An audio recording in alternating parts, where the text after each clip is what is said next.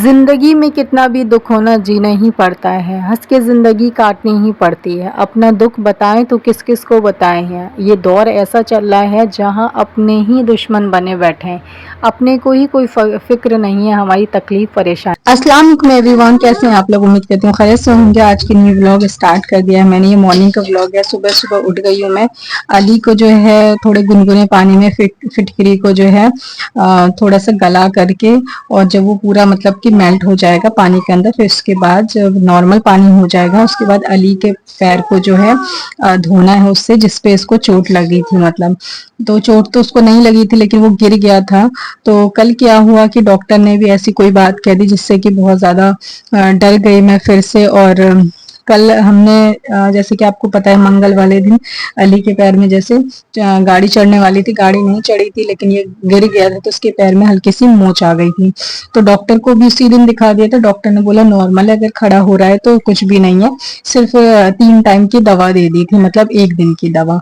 तो हम लोगों ने क्या किया कि अली को 3 टाइम की दवा थी, वो दवा खिला दिया। फिर उसके बाद अली को उस दिन से हमने ऐसे सैंडल चप्पल पहना के नहीं चलवाया था बिस्तर पे। तो ये आपने ब्लॉग में भी देखा होगा, माशाल्लाह प्रॉपर चलता है। देख के बता भी नहीं सकते आपकी कौन से इसके पैर में प्रॉब्लम है, कौन से पैर में मोच है इसके। अच्छा चल लेता है, और बाहर भी अगर चलाते हैं नंगे पाँव तो अच्छा चल लेता है। लेकिन उस दिन से ना हमने सैंडल वैंडल पहना के ऐसे इससे चलवाया नहीं था। लेकिन कल जब संडे मार्केट जाने लगे 6 बजे करीब, तो इसके अब्बू ने जो है सैंडल पहनाया। ऐसे सैंडल पहना के बाहर चले गए वो लेके, और मुझसे बोले कि ताला लगा के आ जाओ। जब मैं ताला लगा के गई तो अली के अब्बू जो है गेट पे इसको अली को छोड़े और बोले अम्मा को बुला के लेके आओ। ये मुझे बुलाने आ रहा था। तो इसके अब्बू ने देखा कि ये बिल्कुल नहीं चल पा रहा है। एक पैर से, जिस पैर में इसकी चोट लगी है उससे जो है बिल्कुल लंगड़ रहा था। मतलब वो पैर हल्का हल्का उठा पा रहा था, ताकत नहीं लगा पा रहा था पूरी अच्छे से, जैसे फर्श पे अपने पैर को बिछा नहीं पा रहा था। मतलब बहुत कम अपने पैर पे बिल्कुल वजन ही नहीं डाल पा रहा था वो। बहुत कम मतलब कि अपने पैर यानी कि जमीन पर रख रहा था, और ज्यादा उल्टे की तरफ ही वजन डाल रहा था। तो ये इसके अब्बू ने देखा तो बोले ये तो चल नहीं पा रहा। फिर मैंने भी देखा बाहर जाके,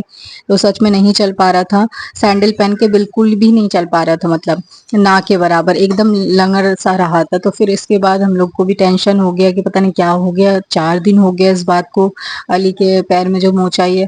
तब तक ठीक था सब, अचानक से क्या हो गया। दर्द तो कहीं उखड़ नहीं गया, कोई चीज तो नहीं हो गई, जबकि घर पे ये गिरा भी नहीं था। मैं तो उसको इतना अच्छे से ख्याल रखती हूँ इसका। फिर उसके बाद निकले तो थे शॉपिंग करने के लिए, संडे था, लेकिन सब कुछ चौपट हो गया क्योंकि टेंशन हो गई बच्चे को लेके। फिर डॉक्टर के पास गए। डॉक्टर के पास गए तो डॉक्टर को दिखाया। इससे पहले जिसके पास गए थे उसी के पास लेके गए थे। तो पहले तो इसने चल के दिखा दिया था क्योंकि उस टाइम नंगे पाँव था, और कल सैंडल पहना था। तो सैंडल पहना के ही हमने उसके सामने चलवाया तो नहीं चल पा रहा था बिल्कुल भी। तो डॉक्टर ने बोला कि अंदर जो है हो सकता है गुम चोट हो, इस वजह से बच्चा नहीं चल पा रहा है। और ये भी बोला, एक बात उसने ऐसी कही कि जिससे कि मेरा दिल ही पूरा घबरा गया। मतलब क्योंकि बच्चे के मामले में माँ तो टूट सी जाती है, उसके बच्चे को कुछ भी होता है तो कुछ भी सुन करके। तो डॉक्टर ने बोला हो सकता है कि इसके अंदर से जो मांस होते हैं गिरने की वजह से वो फट गया हो, तो उसमें मतलब कि दर्द हो, इस वजह से अपने पैर सीधा वगैरह नहीं कर पा रहा है। तो बस डॉक्टर का इतना कहना था कि मेरा तो बस बुरा हाल होना था ये सुन के। मैं तो घबराई सी गई। मैंने कहा पता नहीं अंदर क्या है नहीं है, क्या चीज है अंदर जिससे कि ये नहीं चल पा रहा है। बहुत ज्यादा टेंशन हो गई। फिर उसके बाद डॉक्टर के पास जो अली के अब्बू ही बैठे हुए थे, मैं तो बाहर ही थी, और मैं भी अपनी दवा लेने के लिए गई थी क्योंकि मुझे 1 हफ्ते से जो है मुझे बहुत ज्यादा चक्कर आ रहा था। तो मैं इनको बोली कल, तो ये बोले कि चलो तुम भी यहीं से ले लो। तो मैंने भी वहां से दवाई ली है। और मुझे जो दवाई दी है तो मेरा बीपी बहुत ज्यादा लो था। उसने नापा 3 बार, मेरा बीपी नापा तो बहुत ज्यादा लो बीपी था, यानी कि 100 बीपी भी नहीं था मेरा, 98 बीपी आ रहा था या 99। तो बहुत ज्यादा कम था मेरे बीपी। तो उसकी दवाई मैं भी लेकर के आई हूँ। तो बस ये बात सुन के घबरा गई। फिर बाहर आई तो मैं उनको बोली कि मतलब हम जो है इसका एक्सरे करा लेते हैं, पता चल जाएगा। तो ये बोले कि नहीं ऐसा कुछ भी नहीं है, डॉक्टर बोले थे इतनी बड़े हादसे से बच गया है तो इसका शुक्र करो, ये छोटी मोटी चोट वोट तो सही हो जाएगी। दवाई ले जाओ। और बोला था फिटकरी के पानी को थोड़ा गुनगुना करके और सुबह और शाम 2 टाइम अली के पैर को धोने के लिए, जिसपे मोच है, तो उससे जल्दी मतलब कि ये ठीक हो जाएगा और चलने लगेगा फिर से प्रॉपर। और पहले की तरह। अल्लाह से यही दुआ है कि इंशाल्लाह मेरा बेटा जल्द से जल्द ठीक हो जाए। वो ठीक रहता है तो मुझे टेंशन नहीं होती, मैं हर चीज़ पे अच्छे से काम कर पाती हूँ और खाना वाना भी ठीक से खा पाती हूँ। तो ये मेरी ही दवाई थी जो मैं दिखा रही थी आपको। तो मैंने सुबह नाश्ते में जो है अपने हस्बैंड को तो चावल सब्जी जो रात में बनाई थी वो दे दिया, क्योंकि आपको पता है कि आटा भी खत्म हो चुका है और 30 तारीख को ही राशन आएगा। तो वो दे दिया था और अली को चाय पापे खिला रही थी, लेकिन वो नहीं खाया तो उसको थोड़ी देर में फिर से मैं नाश्ता कराऊंगी। और यहाँ पे ये मेरी ही दवाई है, मैं ही लेकर के आई थी। बीपी पता नहीं मेरा कैसे लो हो गया, समझ में ही नहीं आ रहा। पहली बार लो हुआ है, वरना तो मेरा नॉर्मल या फिर हाई रहता है। टेंशन की वजह से हो ही जाता है लो। फिर गर्मी भी इतनी हो रही है और अली की कुछ दिनों से तबीयत खराब ही चल रही है, तो इसकी भी टेंशन होती है मुझे। तो ये चाय जो है अली ने तो पिया नहीं, तो मैं इसको पी लेती हूँ और फिर उसके बाद मुझे दवाई भी खानी है। अली को भी दवाई दी है डॉक्टर ने, उसको भी 3 टाइम की दवाई दी है, एक दिन की मतलब। तो रात को एक खुराक दे दी थी उसको, एक खुराक मैंने भी रात को खाया था अपना। और अभी जो है सुबह नाश्ते में भी उसको देना है, तो मैं सोची उसको भी खिला करके जल्दी से उसे दवाई दे दूं, फिर बाकी काम मैं आपसे शेयर करूंगी। तो यहाँ पर आप लोग टाइम देख सकते हैं, अभी ना 9:15 ही हुआ है और मैंने दाल चावल दोनों ही बनने रख दिया है, क्योंकि जैसे कि चाय पापे ही था सुबह नाश्ते में, क्योंकि चावल थोड़ा तो मैंने अपने हस्बैंड को दे दिया था, मुझे दवाई भी खानी है अपनी। तो उसके लिए जो है कुछ खाना था नहीं घर पे, तो मैंने सोचा चाय पीने का मन ही नहीं हो रहा आज बिल्कुल भी, तो मैंने जल्दी खाना चढ़ा दिया। चावल भी रख दिया, एक तरफ दाल भी रख दिया है। मैं तो बना रही थी चावल, क्योंकि रात की सब्जी थी बैगन आलू की, उससे खा लेती। फिर अली बोला कि खाना बन रहा है, तो मैं समझ गई शायद उसको भी खाना है, तो मैंने उसकी वजह से दाल भी रख दिया है। चलो मेरा काम जल्दी हो जाएगा इसी बहाने।